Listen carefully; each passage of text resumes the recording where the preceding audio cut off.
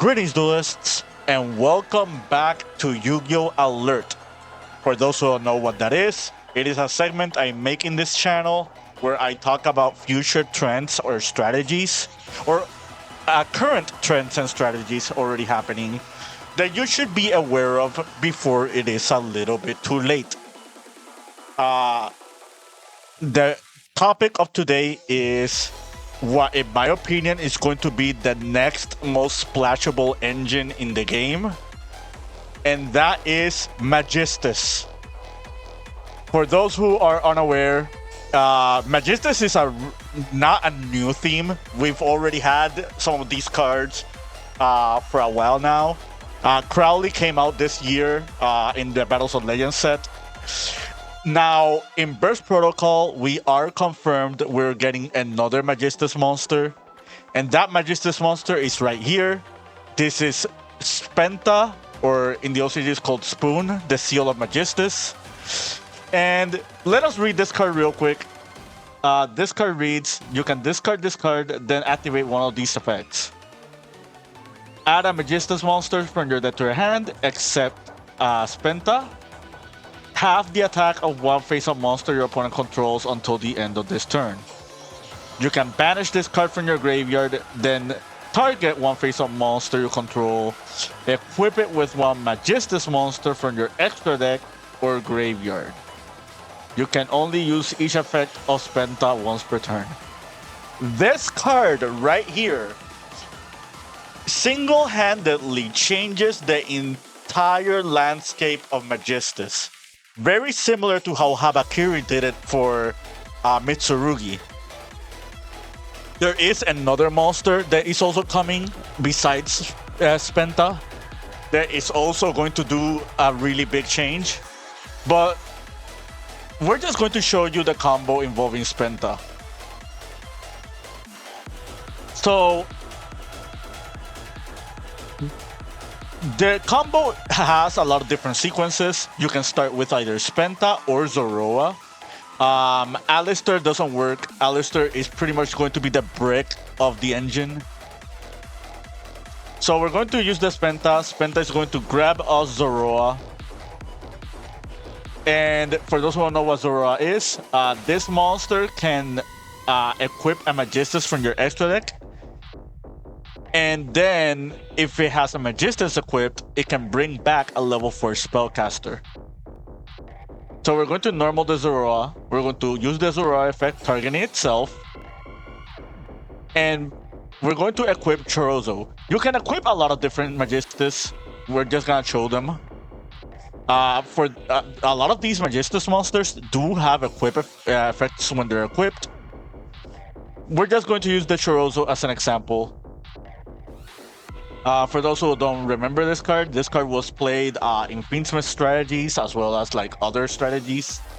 You can use monsters like in your spell and trap as the materials for this. This Chorozo doesn't have a real effect. The only reason we're equipping Chorozo is to use Zoroa's effect. So we're going to use Zoroa to bring back Spenta. And all of a sudden, you have 2 level 4 monsters on board. And Zoroa is a tuner. What does this mean? Well, all of a sudden, you have access to rank 4s. So if you want to play Ryziel, you can play this engine in Ryziel. If you want to play something like Exosister, this can also be a bridge for Exosister. Exosister players were already playing Zoroa in the past. So this is not something entirely new.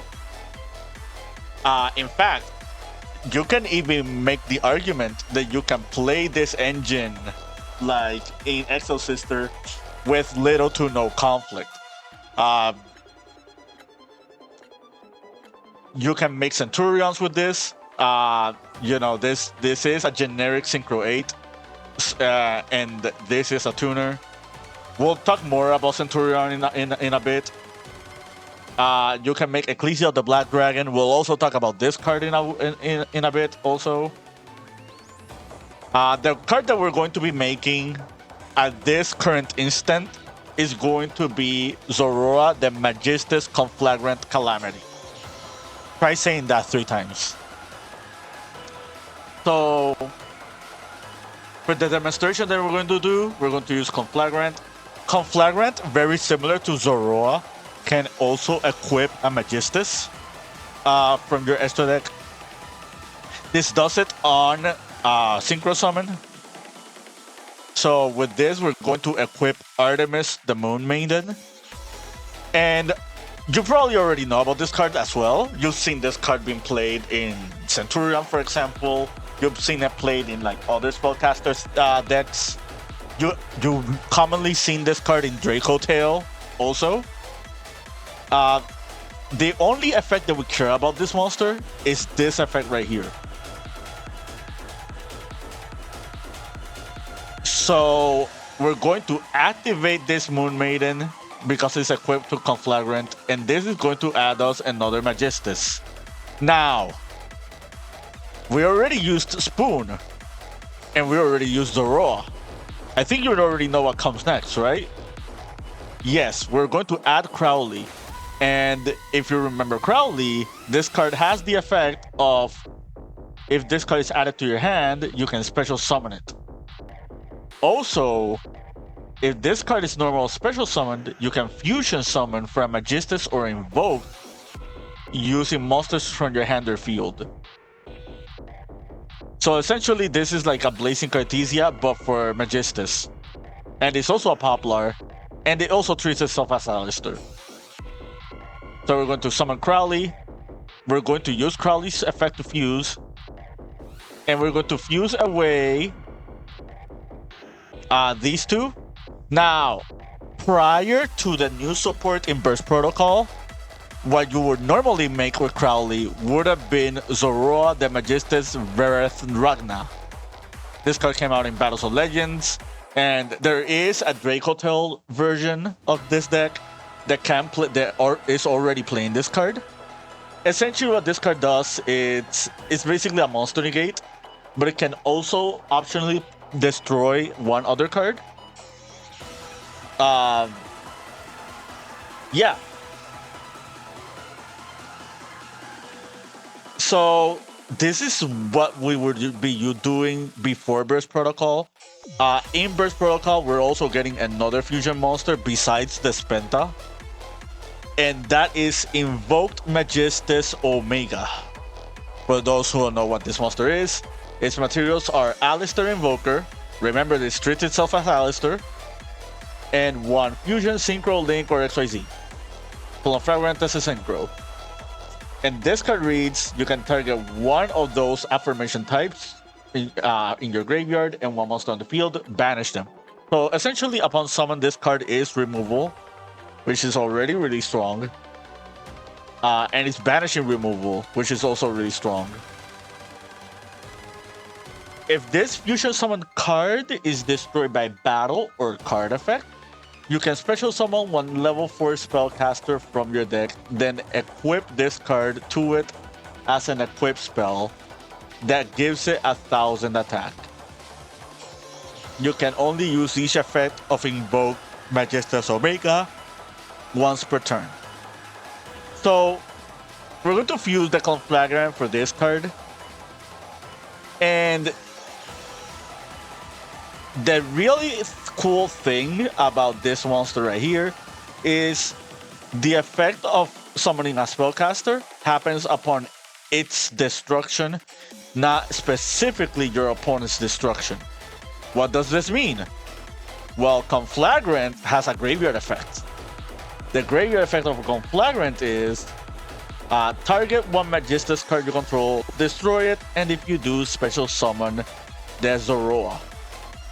So we're going to use the Zorora, we're going to pop the Magistus, the Omega, we're going to summon the Zorora, and now Invoke Magistus Omega is going to summon a level 4 spellcaster. I already checked the database. There are over 250 of them. But which ones are the most relevant? Well, I picked a few really interesting ones.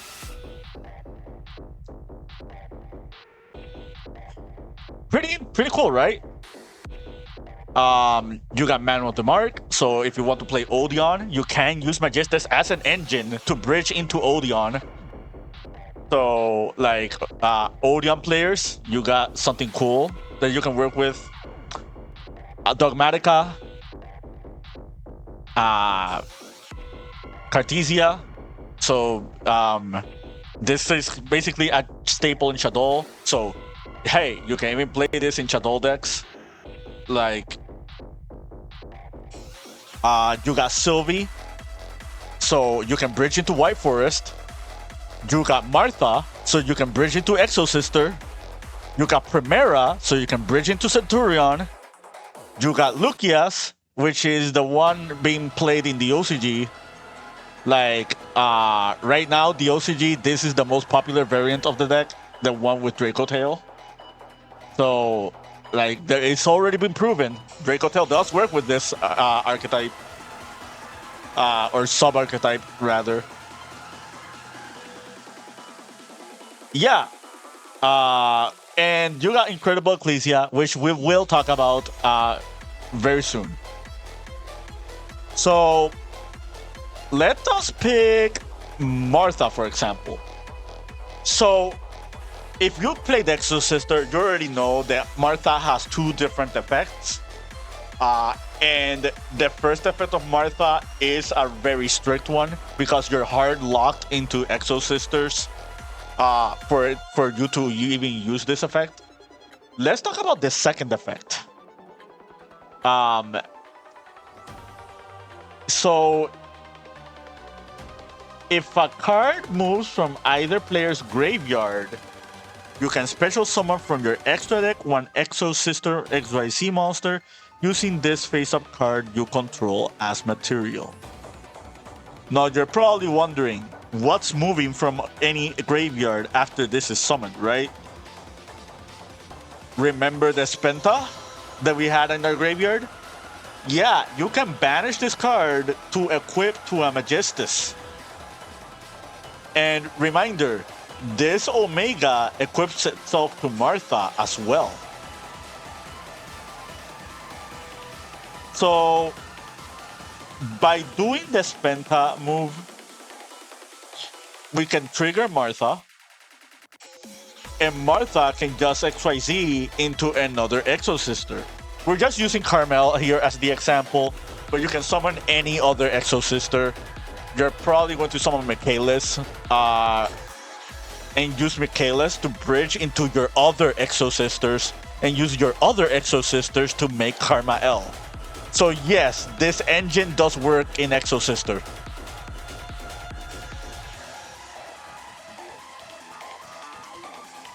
Centurion is another really good engine that also works with Magistus.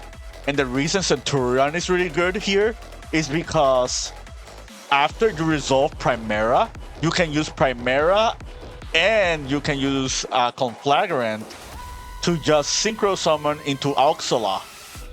So all of the sudden, with this engine, you get access to your Centurion cards.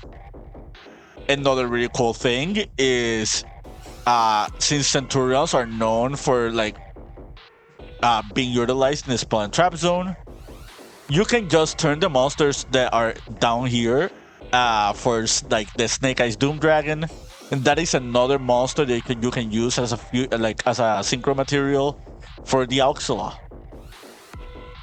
You can also make rank 8s in this deck really easily as well by doing that method that I just mentioned. So, zombie vampire, anyone? Yeah. Like, again, this engine is very foolproof. It does a lot of scary things. Now, you're probably thinking this is where the video should end, right? Well, there is another sub-engine that is played alongside the Magistus, and they both work perfectly well together. And that engine is the Albas engine. So let's say we're at this point, right? And our level 4 spellcaster of choice was Incredible Ecclesia. Well, you can use Incredible Ecclesia, tribute it to summon Fallen of the White Dragon. And you can use Fallen of the White Dragon to reborn back the Ecclesia. And by doing this, you're enabling just other rank 4s, you're enabling other Synchro 8s. Like, you can bridge into Centurion directly by doing this. And the big difference is that since we have fusions in our graveyard, the Ecclesia can grab itself back to our hand. You can make the Fallen of the White, Fallen of Ecclesia, which is probably what we're going to be doing here. Yeah, we can do Ecclesia the Black Dragon. And Ecclesia the Black Dragon can summon Blazing Cartesia from the deck.